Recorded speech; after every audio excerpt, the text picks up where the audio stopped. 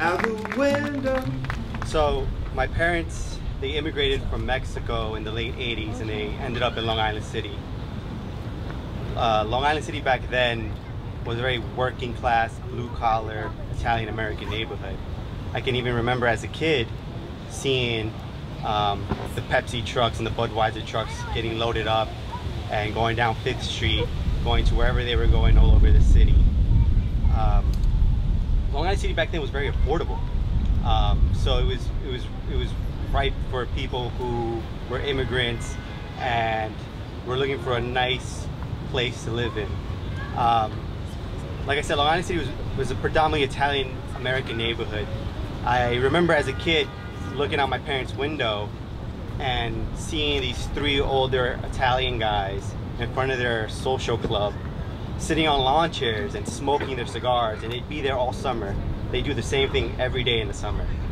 And down on the corner from their Italian social club was the best Italian deli in all of Queens. It was called Mario's Deli.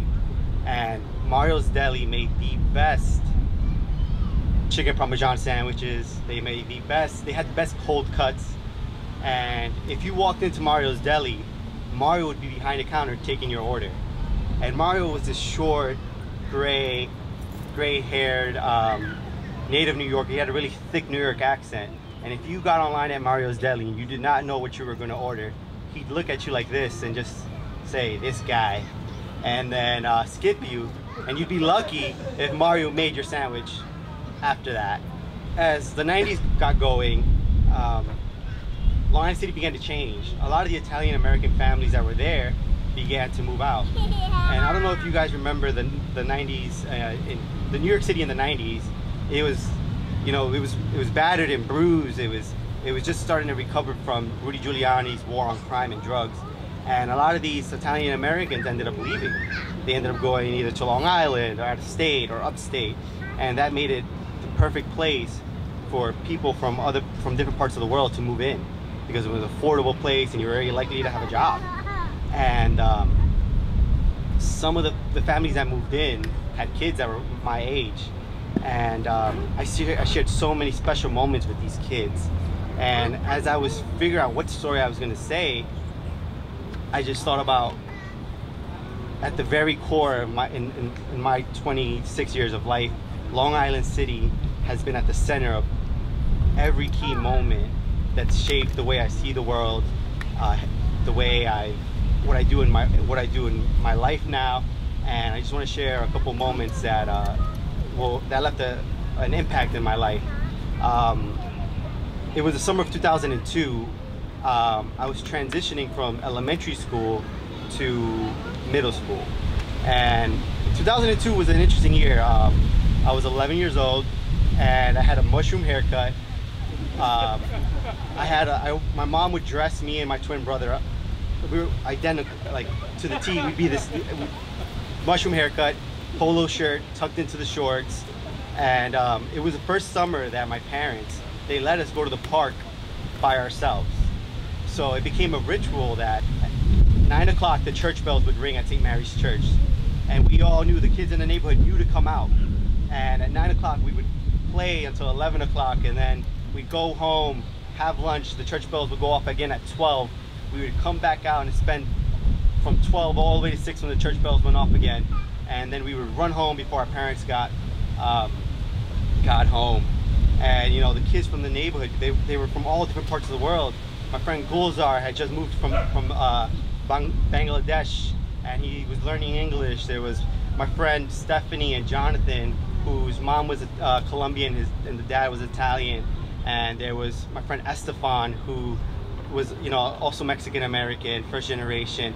And these people, we all went to elementary school together. And it was this summer, as I was transitioning to middle school, that this small little bubble I lived in was gonna burst. I ended up going to middle school and in Astoria. It was called IS 204. And for you guys that don't know IS 204, it was this middle school between Ravenswood housing projects and Queensbridge housing projects. So my very first memory is getting to IS 204 and walking down the halls, and I see everybody with long white tees, baggy jeans, Jordans, and fitted caps, and there's this kid, you know, me, with a mushroom haircut, his polo shirt tucked into his shorts, and just being like having like serious culture shock. And as I'm walking through the halls and on my way to the auditorium, everybody's talking about Jay-Z, Nas, Eminem, and I've never heard of these people because up until this point, all I listened to is NSYNC, Britney Spears, Backstreet Boys. And as I'm finding a seat in the auditorium, I hear this rap verse that I remember to this day. I remember it basically went, now let's get it all in perspective for y'all entertainment, a song you can step with. Y'all pointed me to bring rap justice, but I ain't 5-0, y'all know it's Nas, yo. And I heard that, and I was like, what? Who is this guy with like these, he's like rhyming these words, like what is this? And I remember rushing home that day and just being like, I gotta, not Google, but I gotta look up this guy Nas. And I go on my parents' computer, and there was this website called Kazaa, where you would like download illegal music. And I downloaded everything that had Nas in it, and it like introduced me to hip hop, and I like fell in love with hip hop. Funny enough, I later on found out that Nas went to the same middle school that I did, and there was still a teacher, a math teacher. His name was Mr. Buchanan, who was Nas' homeroom teacher, and he would always say like, when Nas was here, he was such a great student. He followed all the rules because everybody in there was rambunctious. There was, you know, 11-year-olds that did not care about anything, not paying any attention, and he tried to use Nas as a thing like to be better students. But those 3 years in that middle school, I grew a lot, and I feel like I went through like a rite of passage that any New Yorker in any public school goes through. I got into my first fight. I had my first crush. I got jumped. And as I grew in those 3 years, so did the neighborhood. Now, I'm 12 or 13 at the time. I don't know what's going on. All I know is the neighborhood is changing. These buildings are going up. But the idea of gentrification is not even something that I can fathom. Nor would I understand it.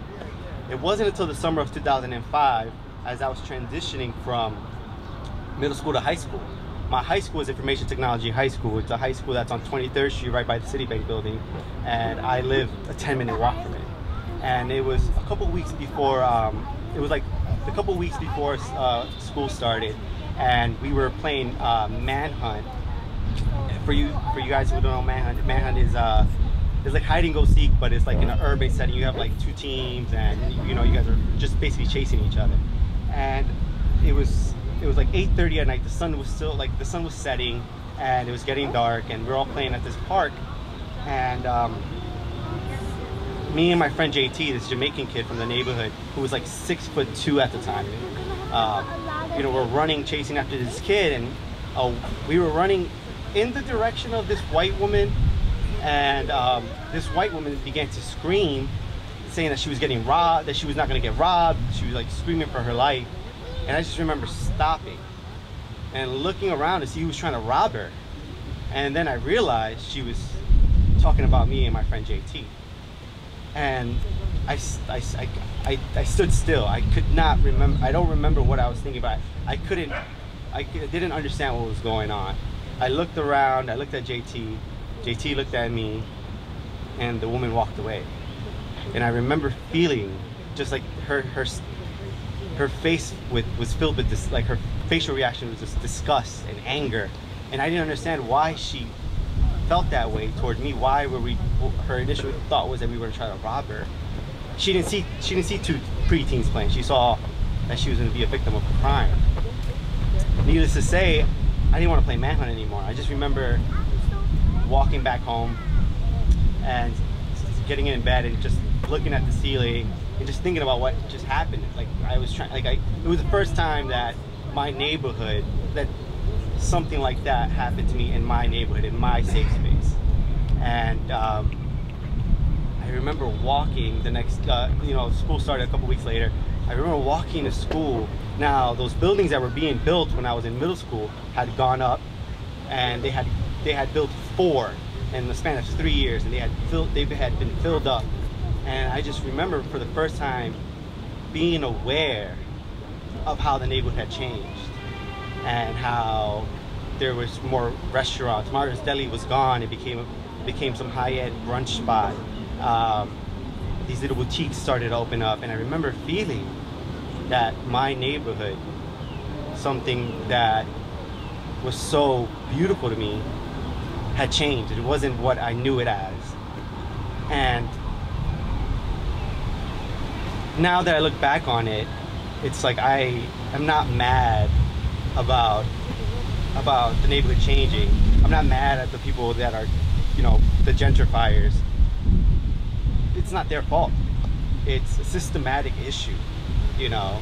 And I think that's one of the reasons why I moved into social work, is because I love this city. The city has given me everything. I've learned so many life lessons. And I think we all have a responsibility, you know, whether, you know, you're from New York or you're not.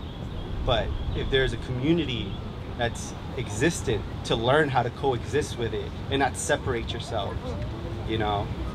Be aware of our surroundings and what it means to actually be from Long Island City. Thank you.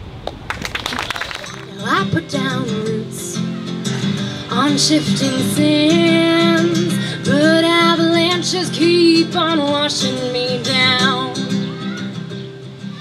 Down to the river and back to the start, out to the wide blue ocean coast. Now I put down roots on shifting sands, but avalanches keep on washing me down. Down to the river and back to the start, out to the wide blue ocean coast. I turn back around 'cause I'm heading right for the source. Go down to the river and back to the start, out to the wide blue ocean coast. I turn back around 'cause I'm heading right for the source.